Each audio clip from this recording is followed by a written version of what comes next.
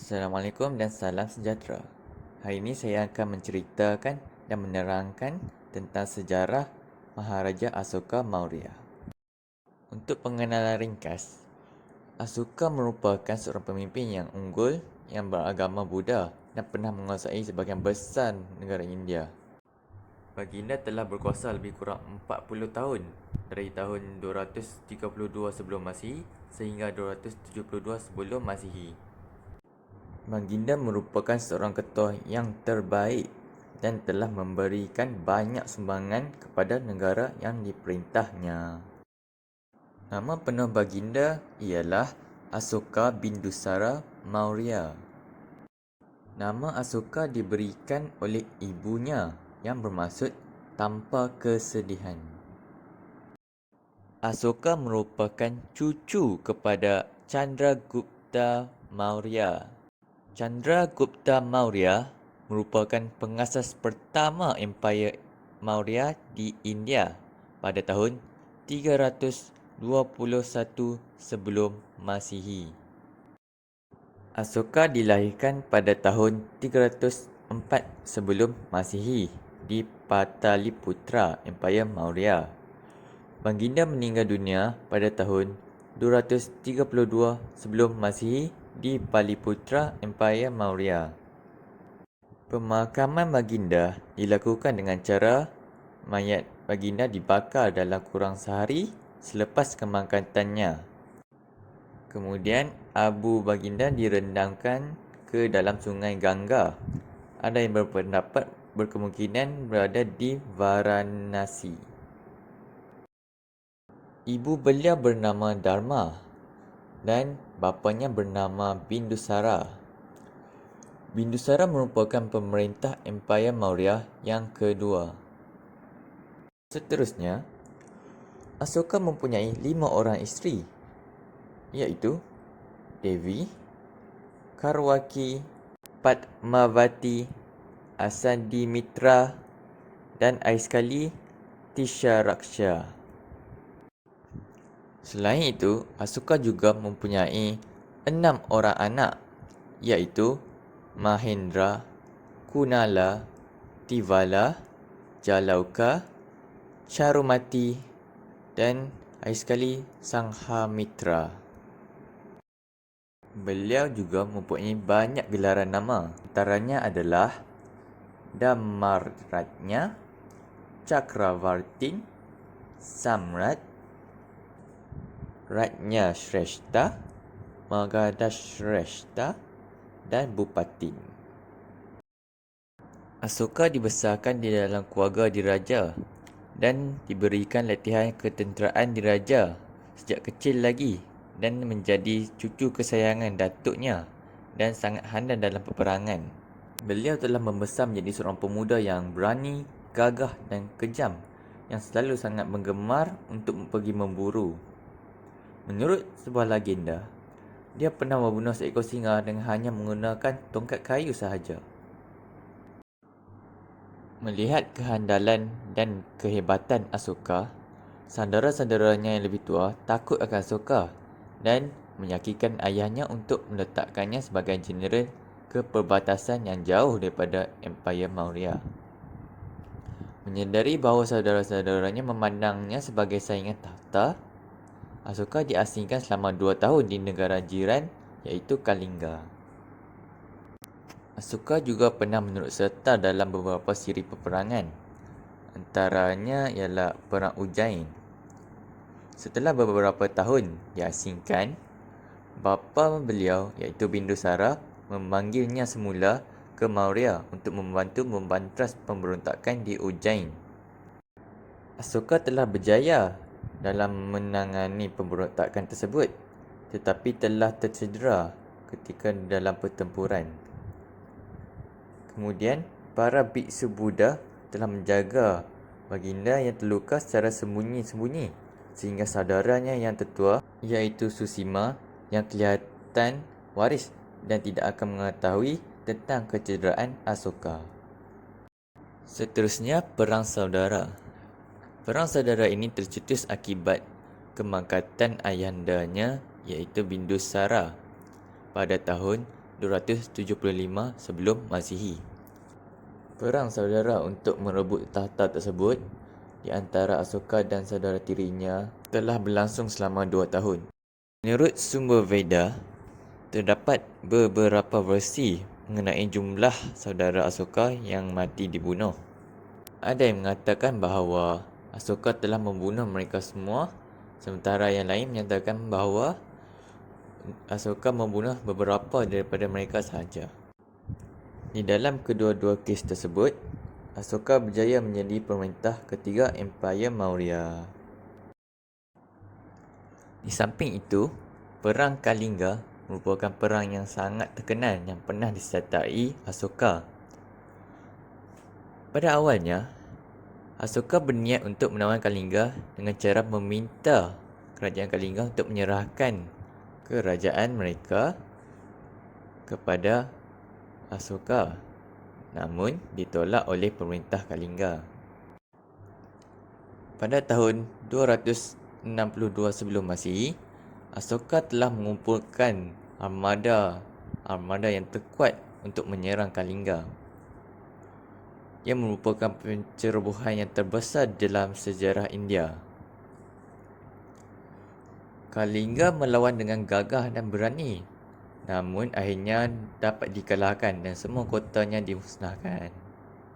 Asoka telah mengetahui penyerbuan tersebut dan pergi ke ibu kota Kalinga pada pagi hari setelah kemenangannya untuk memeriksa kerosakan.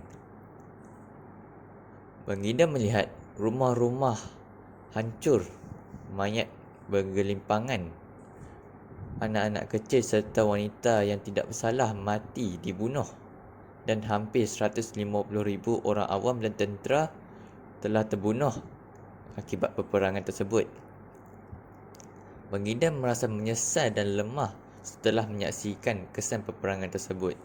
Kesannya, Asoka telah membuat keputusan untuk mengabdikan dirinya kepada agama Buddha sepenuhnya dan bersumpah untuk memerintah dengan cara tanpa kekerasan serta bertoleransi dan kebijaksanaan.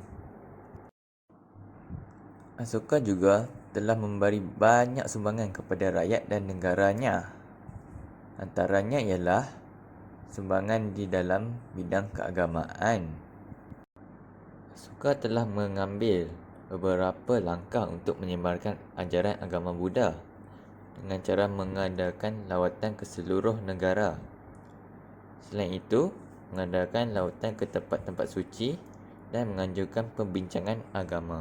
Baginda juga telah melantik pegawai-pegawai khas yang dikenali sebagai Dharma Mahamatra untuk menyebarkan Dharma, iaitu nilai-nilai moral kepada masyarakat.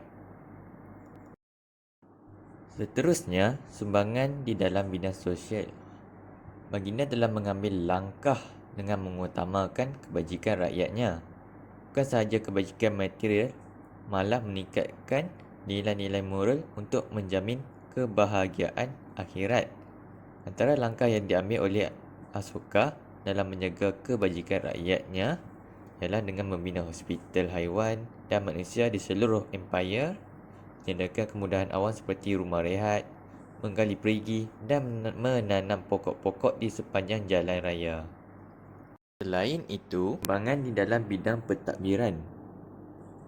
Kita boleh melihat dengan jelas ketokohan Asoka yang mampu menyatukan empayar yang luas dan menubuhkan sistem pentadbiran yang kukuh sehingga berjaya. Sesetengah wilayah diberi kuasa autonomi di dalam bidang pentadbirannya, manakala wilayah-wilayah lain pula ditadbir secara langsung oleh Wizurai dari ibu kota jajahan tersebut. Tambahan pula, sumbangan di dalam bidang politik. Asoka merupakan seorang pemimpin yang mempunyai cita-cita politik yang tinggi. Sepanjang 13 tahun pemerintahannya, Asoka meneruskan dasar peluasan kuasa secara ketenteraan yang diamalkan oleh Bindusara dan Chandragupta Maurya. Polisi yang diamalkan dalam tempoh pemerintahan tersebut iaitu dengan cara menaluki, mematahkan pemberontakan dan menawan tanah-tanah jajahan. Kesan dasar perluasan kuasa adalah pembinaan empayar yang besar meliputi seluruh bahagian utara India termasuk Afghanistan dan Baluchistan kecuali India Selatan. Pada tahap kedua, Asoka menghentikan dasar penaklukan secara ketenteraan dan melakukan perluasan kuasa melalui Dhamma, iaitu penyebaran agama. Di samping itu, sumbangan di dalam bidang ketenteraan. Menerusi kekuatan ketenteraan, pada zaman Maurya terdapat pasukan tentera yang kuat dan gagah. Kekuatan tentera menjadi asas kepada pembinaan empayar yang luas dan pengaruhnya. Selepas Chandragupta Maurya dan Bindusara memulakan dasar perluasan kuasa, Asoka yang menaiki tata pemerintahan Empayar Maurya turut meneruskan dasar tersebut. Misalnya, kemuncak perluasan kuasa Asoka ialah Perang Kalinga yang berlaku pada tahun 292 sebelum Masihi. Melalui dasar ini, Asoka berjaya menguasai sebahagian benua kecil India, kecuali kerajaan-kerajaan di selatan. Memandangkan Asoka ialah pemerintah yang menekankan kesejahteraan rakyat, maka Asoka muncul sebagai seorang pentadbir yang adil berasaskan undang-undang. Hal ini membawa kepada pengukuhan Empayar Maurya melalui penguasaan undang-undang. Undang-undang disampaikan melalui titah atau perintah diraja. Segala titah atau perintah akan diukir pada tiang-tiang batu yang dikenali sebagai tiang Asoka. Bagi melahirkan keadaan politik yang stabil dan mengukuhkan lagi Empayar Maurya, tiang-tiang ini akan didirikan di tepi jalan raya supaya boleh dibaca oleh rakyat. Akhir sekali, sumbangan di dalam bidang ekonomi. Bidang ekonomi Empayar Maurya adalah kegiatan pertanian, perdagangan dan perindustrian. Semua aktiviti ini berkembang dengan pesat. Kemudahan pengairan dan peraturan berhubung dengan bekalan air merupakan faktor utama perkembangan aktiviti pertanian. Malahan, tukang-tukang mahir bergiat aktif dalam menjalankan aktiviti perkilangan tekstil, mereka membuat senjata dan peralatan perang selain menggalakkan industri-industri kecil. Kisah Asoka pernah diangkat menjadi sebuah filem pada tahun 2001 yang bernama Asoka dan siri televisyen yang bernama Chakravartin Ashoka Samrat pada tahun 2015.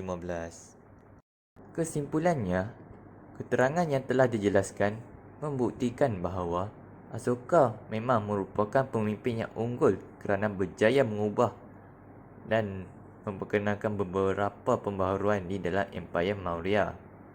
Empayar Maurya telah berpecah selepas kemangkatan beliau pada tahun 232 sebelum Masihi dan akhirnya jatuh pada tahun 185 sebelum Masihi akibat ketidakcekapan pemerintah yang seterusnya. Sekian, terima kasih.